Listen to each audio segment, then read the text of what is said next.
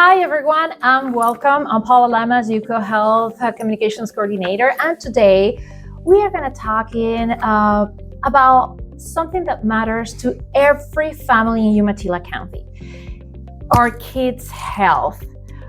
Our kids should be, and we keep them healthy.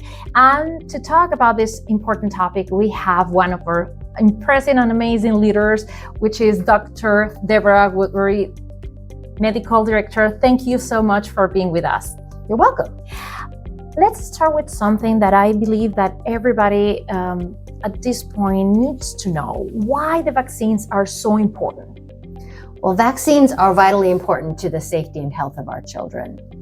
And the reasons for that are that they help to prevent them from getting infectious diseases. For years, many children died at a young age of a lot of these diseases that we can now prevent with a simple shot.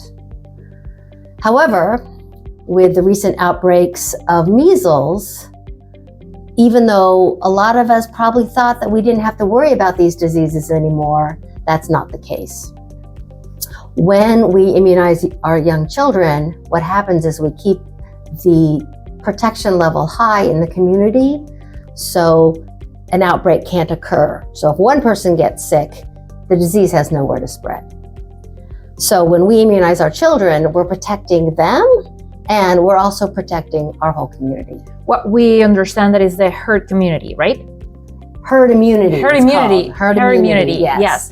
I think we start to hear that term, and now we understand better what that means to our community. To our community, exactly. So the concern is that if that level drops lower and someone gets sick, there's people that it can spread to. Whereas if everyone else around them is immune, it has nowhere to spread.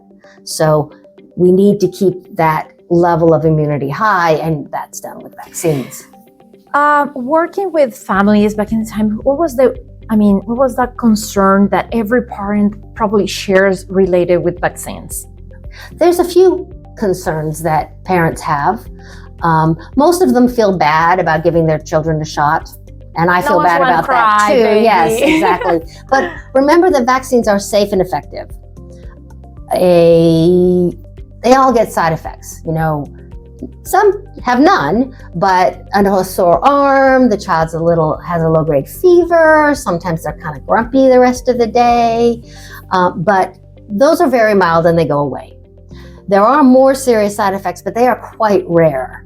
There's a whole national system to document and monitor these, and you're far more likely to have serious consequences from the diseases than from the vaccines of these. Also, the myths are everywhere, and now with social media, I think they're spread super fast. They seem to be, and there seems to be much more than there ever used to be. I want to talk about two main ones that people ask me about. The first one is just concerns about the chemicals that are in the vaccines. And yes, there are chemicals in the vaccines. Mostly they're used to be able to store it so that you can use them when you need them. But the important thing to remember is that the amount of chemicals in these is tiny, and they're not rare, random chemicals. In fact, some of them are in the community. In fact, you're going to be more exposed to them just walking around than you are with the amount that's in a vaccine. For instance, I did some reading on this, and you can find some of the same stuff in your drinking water or household chemicals or milk, for instance. So it's just not something that we really worry about, and it has been studied carefully. The other myth that is still out there is that vaccines cause autism.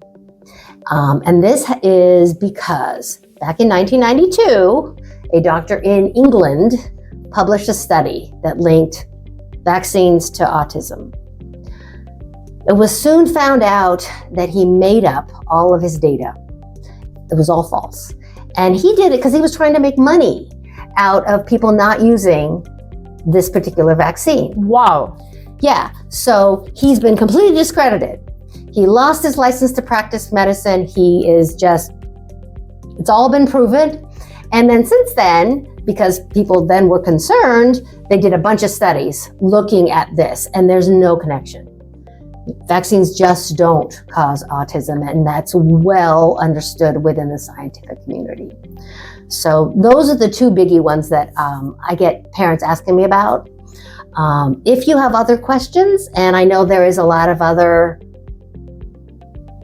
shaky things out there, talk to your child's doctor or your own doctor if it's about a vaccine that you might be getting.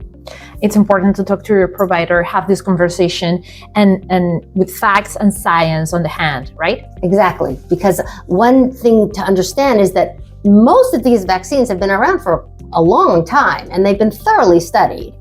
So they're not just a fly-by-night thing. You know, we've been giving them for years and years and years, and they work. And because they work, we don't see all these diseases, and our children are not getting sick like they used to. Which is important to keep our community safe.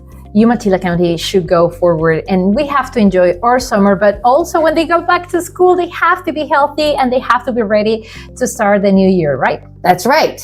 And what you can say to those parents that are hesitant about it? Main thing is I want to say is talk to your healthcare provider about it. They should be very happy to answer any questions that you have. All healthcare providers who provide vaccines have information sheets that they can give you that explain the disease and the science behind it and side effects, all that. That's all available. So if you have questions, just ask. And any provider should be happy to answer them as best they can. Thank you for your time, for this conversation, and for this reassuring conversation, actually, that we can provide with all Umatilla County population, because I believe that we need it. We need to get together and let people know what is happening with facts and with trusted sources. We need trusted voices, right, like you right now. One of those, right? Thank you so much. You're welcome.